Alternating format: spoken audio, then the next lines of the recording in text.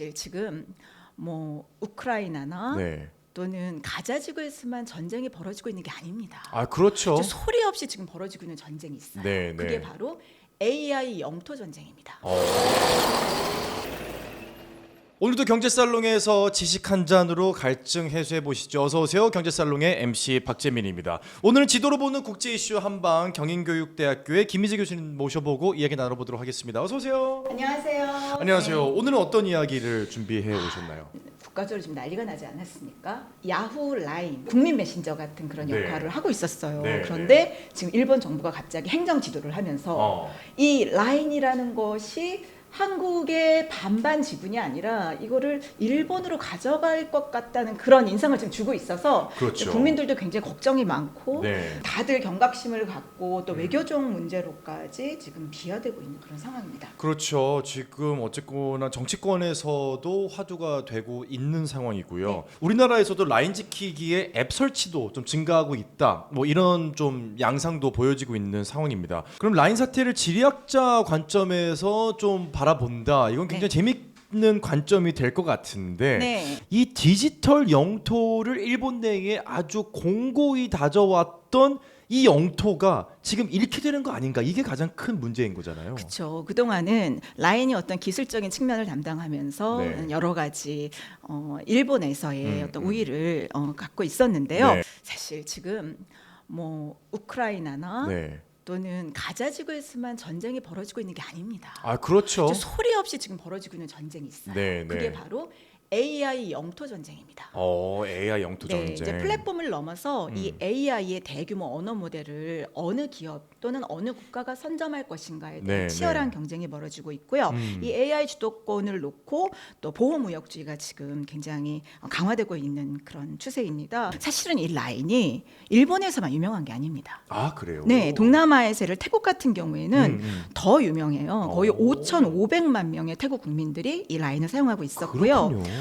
대만에서는 2,200만 명. 와. 그리고 인도네시아에서 600만 명. 야. 그러니까 이 라인의 주도권을 뺏긴다는 것은 네. 단순히 일본 시장에서의 영토를 뺏기는 것이 아니라 네. 이 아시아 지역에서 오. 이 라인이 갖고 있던 지분을 뺏기는 네. 그런 셈이거든요. 그래서 어떻게 보면 아시아의 이런 플랫폼 시장도 지금 출렁일 것이고 네. 또 일본이 그동안 디지털에서 굉장히 뒤처져 있었는데요. 네, 네. 이 AI 영토 전쟁에서는 더 이상 물러설 수 없다. 뭐 이러면서 가장 중요한 플랫폼인 라인을 지금 건드리고 있는 상황이다라고 할 수 있겠습니다. 네. 그러니까 일본 같은 경우에는 지금 그동안 플랫폼 경제에서는 굉장히 뒤처져 있었잖아요. 네, 네. 그러니까 라인에게 의존하고 자국의 기업이 없었잖아요. 네, 거의. 네, 네. 그런데 이제 AI 영토 전쟁에서는 우리가 더 이상 물러설 수 없다라고 어. 판단을 한 건데요. 실제로 이 글로벌 3대 AI 학회 채택 논문을 상위 20개국 또 이렇게 쭉 연결해 놓은 네, 그런 네. 통계가 있어요. 네. CEO 스코어라는 곳에서 만든 건데요.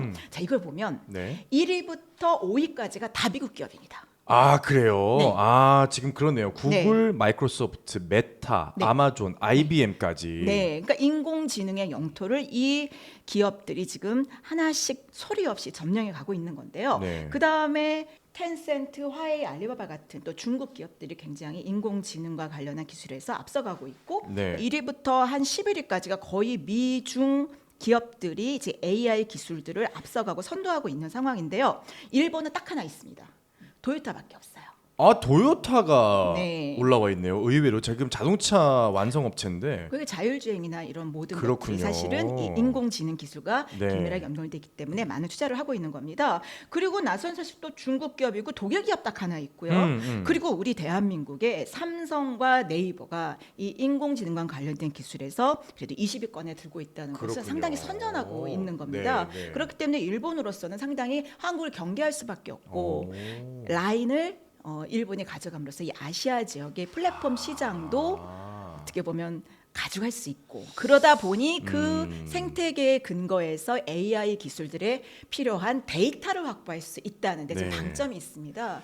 그러니까 이게 지금 쉬운 일이 아닌 게요. 어찌 보면 AI 생태계에서 가장 중요한 데이터를 우리 네이버나 이 라인이 아니라 어떻게 네. 보면 일본 기업인 야후가 아. 어떻게 보면 살짝 가져갈 수도 있는 이런 형국이기 때문에 사실 쉬운 일도 아니고 또 어떻게 보면 우리가 굉장히 경계를 해야 될 상황이 아닌가라는 네. 생각이 들어요. 이런 IT 기술, AI 기술에 있어서 앞서 나가고 있는 우리의 기술을 조금 법을 교묘히 이용해서 맞습니다. 법을 교묘히 적용해서 가져가려고 하는 모양새입니다. 그래서 지금 대한민국 내에서도 사실 공분을 자아내고 있는 거고요. 근데 사실은 우리나라와 일본만의 갈등만은 아니에요. 이 AI 주도권을 놓고 거세지는 보호 무역주의가 있습니다. 사실 미국도 그렇잖아요. 네. 틱톡 퇴출해야 된다. 국가 안보 그렇죠, 이유로. 그렇죠. 그러니까 또 중국 견제하고 또 중국 같은 경우에는 생성형 AI 보안 지침을 만들어서 이 해외 서비스를 못하게 하고 또 만리 방화벽을 지금 세우고 있는 그런 상황이거든요. 네. 또 일본도 지금 이렇게 자본관계 재검토를 요구하고 또 자국 기업에 대해서 굉장히 특별한 혜택을 주고 있어요. 그래서 AI 기업을 지원하는 이노베이션 박스 세제를 도입한다든지 또 빅테크를 규제하기 위해서 스마트폰 경제 촉진 법안을 만든다든지 네. 뭐 이런 식으로 지금 전 세계가 이 AI의 패권을 두고 이제 경쟁을 벌이는 가운데 자국의 AI 산업은 보호하고 네. 또 타국의 이런 AI 기업들은 좀 은근슬쩍 이렇게 쫓아내는 네. 이제 그런 형국이 되겠습니다. 그러니까 지도를 보고 이 상황을 보지 않으면 사실 그냥 지분 구조라든지 뭐 어떤 통계 수치만 봐서는 이런 상황들을 좀 제대로 파악하기가 그런 어려운 상황입니다. 자, 방금 지금 그 말씀해 주셨는데 네. 좀 여쭤보고 싶습니다. 네. 단도직입적으로 여쭤볼게요. 네. 지금 방금 말씀하셨던 것처럼 총성 없는 전쟁, 이 밑에서 엄청난 전쟁이 벌어지고 있는데 네. 지도를 보고 전략을 짜야 된다고 하셨잖아요. 그럼 맞습니다. 어떤 지도 봐야 됩니까? 뭐 지도 한 방 이거 하나 보면 다 되는 겁니까? 지구본을 봐야 되나요? 좀 새로운 지도를 새로운 좀 창의적으로 지도를. 읽어내야 된다. 네, 그래서 제가 네. 새로운 개념을 하나 갖고 왔거든요. 아, 뭐가 있나요? 커넥토그래피라고 들어보셨어요 혹시? 커넥토그래피. 네. 뭐 캘리그라피 이런 거 들어봤는데 커넥토그래피 이게 뭔가요? 그러니까 우리가 보통 지오그래피 하면 네. 바로 이런 지구본이나 어떤 세계 지도를 의미하잖아요. 그렇죠. 근데 커넥토그래피는 커넥트가 연결이잖아요. 네. 그러니까 연결의 측면에서 세계를 보는 지도. 그래서 커넥토그래피라고 새로운 그런 용어들이 지금 나오고 있거든요. 사실 지금이 또 초연결 시대라고 표현을 하잖아요. 그렇습니다. 그렇기 네. 때문에 연결되어 있는 이제 커넥토그래피를 좀 집중해서 봐야 된다. 네네. 그럼 그걸 어떻게 보느냐? 어떻게 봐야 됩니까? 자, 일단 지오그래피 시대에서 가장 큰 나라는 어디입니까? 인구가 가장 많은 나라. 인도죠. 현재. 자, 우리가 세계에서 가장 큰 나라 그러면 주로 인도와 네네. 중국을 얘기하잖아요. 그렇죠. 근데 이거는 지오그래피 시대에 우리가 갇혀 있는 사고라고 아주 할수 매몰되어 있어요. 있는 숫자에. 네. 네네. 근데 조금 더 이 커넥토그래피 사고를 하게 되면 네. 세계에서 가장 큰 나라는 그러니까 큰 나라라는 게 물리적으로나 양적으로 크다는 게 아니라 다른 의미의 크다라고 하면 그렇죠. 사실 지금 뭐 전 세계에서 힘으로써 1등 국가를 얘기하면 미국이겠죠. 그렇죠. 네. 근데 미국이 정말 더 강력한 국가로 우리가 인정할 수밖에 없는 게 그들이 이 플랫폼 제국의 중심을 다 갖고 있습니다. 그렇지. 예를 들면 네. 페이스북. 어마어마하죠. 그러니까 페이스북도 완전 제국 아닙니까? 그렇죠. 그러니까 페이스북을 사용하는 인구가 네. 거의 26억 7억 명에 달하니 네. 어떻게 보면 중국이나 인도보다 훨씬 더 큰 나라라고 볼 수도 있다. 그렇죠. 이 페이스북을 지금 아마 이렇게 생각하시는 분들도 있을지도 모르겠어요. 나 페이스북 안 쓰는데 어플도 없는데 그런데 사실 페이스북 외에 인스타그램이라든지 여러 플랫폼들을 페이스북의 이 엄브렐라 안에 포함을 하고 있는 거거든요. 사실 그렇기 때문에 페이스북을 글쎄요. 안 쓰는 사람들은 주변에서 사실 많이 찾아보기 힘들 정도로 어마어마한 플랫폼이라는 얘기는 뭐 이견이 있을 수가 없죠. 특히 유튜브. 그렇죠. 유튜브를 보는 사람이 전 세계적으로 거의 30억 명에 가까이. 네, 유튜브는 또 구글이고. 그러니까요. 그렇게 보면 플랫폼 경제에서의 나라를 생각할 때 어떻게 보면 이 국경을 넘어서 이 플랫폼을 사용하는 사람들이 네. 인구라고 생각한다면 아. 이 커넥토그룹의 시대의 가장 큰 나라는 페이스북이나 유튜브나 네. 인스타그램일 수 있는 거죠. 음. 사실 가만히 보면 이런 플랫폼 기업들의 어떤 연결성이나 이런 걸 봤을 때 또 국가별로 좀 상세히 들어갈 필요가 있거든요. 네네. 예를 들면 이제 페이스북을 사용하는 국가가 어떻게 되느냐고 조금 더 디테일하게 좀 들어가 보도록 하겠습니다. 자, 그렇게 되면은 사실 페이스북의 본거지는 미국이 아닐 수 있습니다. 페이스북을 가장 많이 사용하는 나라가 인도예요. 아, 그래요? 네, 그래서 네. 인도 사람들이 페이스북을 정말 많이 사용하고 그 다음이 미국이고 네. 그 다음이 인도네시아, 브라질, 멕시코, 필리핀, 베트남, 방글라데시, 타일랜드, 파키스탄, 이집트, 나이지리아. 야. 그러니까 이 실리콘밸리에 앉아 있는 이 페이스북의 본사에서는 네네. 세계 수를 딱 펼치고 우리가 이 시장을 어떻게 공략할 것인가에 대한 전략을 짜는 거죠. 네. 그러니까 어떻게 보면 이 플랫폼 경제에서 우리가 좀 놓치고 있는 측면들은 바로 이 국가별로 굉장히 다양한 문화가 있고 그들에게 침투하기 위해서 이제 글로벌한 전략들을 마련하고 있다는 거예요. 그래서 네. 이 플랫폼 경제에서는 어떻게 보면 지금 뭐 전쟁의 같은 경우에는 땅을 가지고 경쟁하기 때문에 바로 자기 옆에 있는 나라가 이웃 국가가 되는 거고 중요한 전략 국가가 되지만 네. 이런 플랫폼 경제에서는 어떻게 플랫폼으로 연결되고 얼마나 많은 사용자 수를 가지고 있느냐가 또 새로운 영토 개념이 되고 그러겠네요. 있는 거기 때문에 네. 우리가 디지털 영토라고 할 때는 네. 이러한 플랫폼에서 사용자 수, 즉 인구가 굉장히 중요하고요. 그것을 많이 사용하면 할수록 그 플랫폼은 더 성장하고 또 그 플랫폼의 기초에서 다양한 서비스들이 창출되고 있기 때문에 이렇게 국가별로 어떻게 보면 이 지도를 보고 전략을 짜야 되는 것 아닌가라는 생각이 들어요. 사실 방금 말씀하셨던 것처럼 이 플랫폼, 이 네. 플랫폼이라고 하는 이 기술의 주도권을 현재 뭐 틱톡의 중국, 페이스북의 메타죠. 그다음에 뭐 구글도 이제 뭐 알파벳이라는 이름을 쓰고 있는데 네. 결국 이런 대기업들 몇 개가 석권을 하면서 네. 유럽이 상당히 뒤로 밀려난 모양새거든요. 맞습니다. 이미 2019년 앙겔라 메르켈 전 독일 총리가요. 네. 야, 우리도 유럽 국가들의 공통된 플랫폼을 가져야 된다. 아, 우리가 미국에 대항을 네, 해야 네, 된다라고 했지만 그게 잘 먹히지 않았습니다. 자, 이게 쉽지가 않죠. 그러니까 뭐 네. 영국도 EU에서 떨어져 나와서 브렉시트를 하고 있고 네. 각 국가들 간에 지금 전쟁까지 일어나는 상황이잖아요. 그렇죠. 그래서 지금 유럽은 어떻게 좀 풍지박산된 상황. 그래서 어떤 독자적인 디지털 플랫폼을 개발하기에는 지금 상당히 어려운 상황이죠. 네. 그러다 보니 이 구글의 유럽 점유율은 계속 2008년부터 지금까지 거의 90%를 유지하고 있고 네. 어떤 미국에 종속된 그런 디지털 영토라고 할 수 있겠습니다.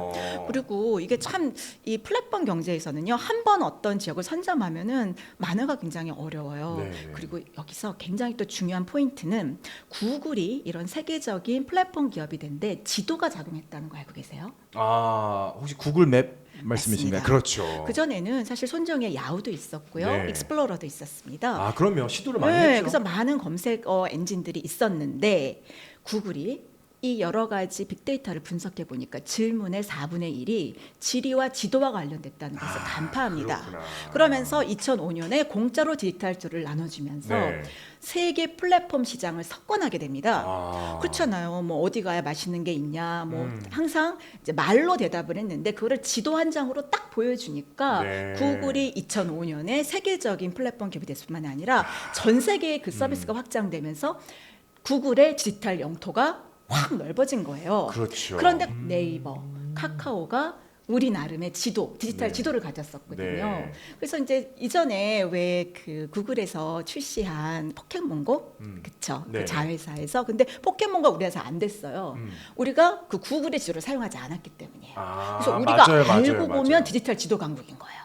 유럽마저도 지금 이렇게 구글 지도를 사용하고 있잖아요. 상당히 많은 나라들이 구글 지도를 쓰고 우리나라 같은 경우는 네이버 지도를 상당히 많이 쓰는데 그쵸, 네. 뭐 사실 우리나라가 좀 특이한 경우기는 하죠. 그렇죠. 그리고 중국에서는 이제 알리바바가 또 그 아주 정교한 지도를 가지고 네. 가장 정확한 데이터들을 지금 확보하고 있거든요. 네, 네. 그러니까 어떻게 보면 이런 것이 자율주행하고도 연결되고 만일 디지털 지도가 없었다면 네. 구글 지도가 없었다면 우버라든지 에어비앤비 같은 그런 산업 생태계도 형성되지 못했을 겁니다. 그렇군요. 그렇기 때문에 사실 이 플랫폼 경쟁에서도 누가 디지털 지도를 선점하고 네. 거기에 사람들이 많은 공간 데이터를 알아서 집어넣지 않습니다. 그렇죠. 그래서 그렇죠. 그 데이터를 수집하는 사람이 그 강자가 되는 거고요. 지금 전 세계 지도를 장악하고 있고 공간 정보를 독점하고 있는 기업이 바로 구글인 구글. 것입니다. 그런데 한국은 지금 아니었어요. 그래서 네. 네이버나 카카오가 우리의 디지털 지도를 사용했었죠. 네. 근데 이게 지금 또 위협받고 있습니다. 아하. 사실 지금 가장 우리나라에서 많은 공간 정보와 지도를 독점하고 있는 기업이 어딜까요? 자, 손정이랑 관련이 있습니다.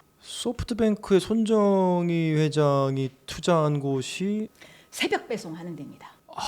설마 쿠팡? 맞습니다. 진짜요? 네. 지금 우리나라에서 현재 가장 많은 소비자의 공간 정보를 보유하고 있는 기업은 쿠팡입니다. 그렇군요. 지금 한 100여 개 넘는 전국에 풀필먼트 센터를 구축해 놓고 있고요. 네, 네. 우리나라의 배송 지도를 바꾸고 있지 않습니까? 네. 뿐만 아니라 여러 가지 디지털 정보, 특히 공간 정보를 갖고 있어요. 아하. 그런데 이 쿠팡이 아, 손정희가 가장 맞아요. 최대 주주 투자를 아니겠습니까? 엄청나게 많이 자, 했죠. 그러니까 지금 손정희가 뒤늦게 AI 경쟁이라도 이기기 위해서 네. 이런 야후, 라인 이런 것들을 자국의 어떤 일본의 정부에게 입맛에 맞게 그렇군요. 지금 가져와서 아. 이 아시아 지역의 이 AI 영토 확보에 이 기초로 삼고 있는 네. 그런 것입니다. 와, 이렇게 표현을 하시니까 지도의 힘이 새삼도 강하게 느껴지는 좀 뭐 현상이 아닐 수밖에 없는데 네. 이런 상황에서 어쨌든 견제를 계속 받고 있습니다. 네. 한국은 지금 이제 치고 올라가기도 지금 바빠 죽겠는데 네네네. 뭐 견제의 견제, 네. 그다음에 어떤 지금 좀 뺏으려고 하는 그런 네. 운동도 움직임도 보이고요. 이럴 때 한국 어떻게 대처하면 좋을까요? 사실 우리나라가 좀 치고 나가는 데 장점이 있잖아요. 그래서 저는 오히려 위기는 큰 기회가 될 수도 그렇죠. 있다라는 네. 생각을 하고요. 제가 이 커넥토그래피의 관점에서 우리나라가 어떻게 나아가야 할지에 대한 약간 꿀팁을 좀 알려드리도록 하겠습니다. 네, 네. 이런 커넥토그래피의 관점에서 굉장히 잘하고 있는 나라가 있습니다. 어디일까요? 싱가포르요. 아, 싱가포르. 그러니까 국가의 사이즈는 작지만 네. 사실 구글의 데이터 센터라든지 그런 핵심적인 IT 기업들의 본사가 싱가포르에 네. 있고요. 그리고 전 세계와 연결된 연결성이 굉장히 좋습니다. 그러니까 이 커넥토그래피의 시대에는 얼마나 국가의 사이즈가 크냐가 아니라 네. 얼마나 경쟁력 있는 연결성을 확보하고 있느냐의 오. 싸움이거든요. 네, 네. 그러니까 싱가포르이 비록 국가의 물리적인 영토는 작지만 그 국가가 수행하는 여러 가지 정책에 있어서 여러 구글이라든지 뭐 그런 경쟁력 있는 기업들을 유치하고 네. 또 디지털로 연결되어 있기 때문에 굉장히 유리한 입장이에요. 네. 그리고 맥킨지 글로벌 연구소에서 이제 연결성 지수 같은 것들을 발표하거든요. 네, 그럴 네. 때 항상 이 금융, 사람, 데이터, 상품, 서비스 분야의 연결 지수 1위가 항상 싱가포르입니다. 싱가포르군요. 그리고 2위가 네덜란드. 아, 네덜란드. 그러니까 강국이죠. 오히려 3위인 맞아요. 미국보다 이 나라들이 훨씬 커넥터그래피의 관점에서 볼 때는 스마트하게 움직이고 있는 거예요. 네. 그래서 우리가 이제 어떻게 하면 연결성 지수를 높일 것인가라는 생각을 해야 되고요. 우리나라가 몇인지 아세요? 우리나라가 그래도 좀 높지 않을까요? 한 10위권 아닐까요? 저도 그럴 줄 알았어요. 네. 그런데 16이에요. 16위군요. 그러니까 우리가 상품 눈에 보이는 거, 네. 또 서비스 분야에서는 8위, 12위로 상당히 선전하고 있어요. 네. 근데 우리가 뒤쳐져 있는 건 뭐냐? 금융이 28위고요. 그리고 데이터가 44위예요. 아하. 그리고 사람 50위예요. 그러니까 그렇군요. 우리나라가 너무나 서구 중심지에 빠져서 소수의 뭐 강대국이나 이런 유럽만 보고 있고 제3세계나 이런 전 세계 다양한 국가와 연결되는 측면에 있어서는 이 데이터나 사람, 이 인력의 측면에서 굉장히 좀 못하고 있는 겁니다. 그래서 우리가 수출 무역은 많이 하죠. 그런데 네. 우리가 어떤 지리적 상상력 또 어떤 사람들 간의 네트워크 측면에서는 너무나 특정 국가에 좀 편중된 상황이 있고 다양한 국가와 지금 연결성이 상당히 떨어지는 네. 그런 형국이라고 할 수 있겠습니다. 한번 이제 국가적인 차원을 살펴봤는데 네. 개인이 디지털 주권을 지킬 수 있는 방법도 혹시 있을까요?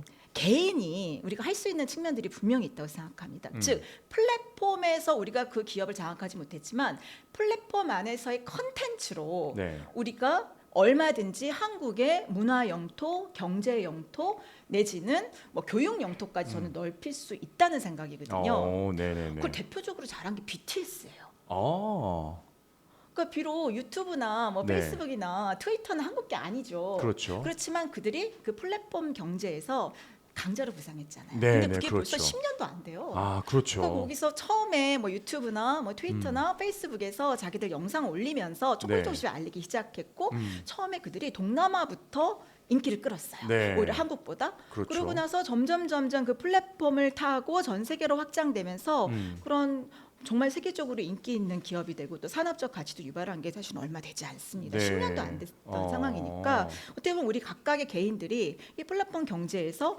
자신의 어떤 매력 을 갖게 되면 그냥 전 세계에서 우리한테 좋아요를 하트를 눌러줄 네네. 그런 사람들이 늘어나면 아, 그렇죠. 결국은 그것이 플랫폼 경제에서 우리 디지털 영토가 넓어지는 것 아닌가 싶고요. 특히 이런 인공지능 시대에는 그 LLM이라고 해서 대규모 언어 모델이 쓰지 않습니까? 네네. 그 언어 모델에서 한국어를 쓰는 사람들이 늘어나면 아 그렇죠, 그렇죠. 그래서 지금 뭐 AI 생태계를 만들고 있는 상황인데 거기에서 한국어를 쓰는 사람이 늘어나면 우리가 조금 더 네. 우리의 영토를 더 확장할 수 있는 그런 기회도 열리는 것 아닌가 그런 네. 생각이 들어요. 네. 그래서 과거에 어떤 뭐 땅 따먹기식의 그런 지오그래피가 아니라 우리가 커넥터그래피의 세계로 좀 진화를 하면 네. 이것이 뭐 비록 우리에게는 좀 자존심 상하는 일이긴 하지만 우리가 이 플랫폼을 활용해서 또는 AI의 여러 가지 생태계에 적극적으로 뛰어들고 네. 또 우리 한국의 문화나 언어나 교육의 영토를 넓혀가면 우리는 얼마든지 우리 모두가 각각의 영역에서 BTS가 될 수 있다라는 그런 생각도 해봅니다. 자, 저희가 초연결 시대, AI 시대를 맞이해서 새롭게 살펴봐야 하는 지도, 이 단순히 물리학적인 지도가 아니라 연결의 지도, 커넥터그래피에 관해서 새롭게 알아볼 수 있는 시간이었던 것 같습니다. 네. 앞으로도 계속해서 지도 이야기 새롭게 들고 찾아오도록 하겠습니다. 김희재 교수님과는 여기서 인사 나누겠습니다. 감사합니다. 감사합니다.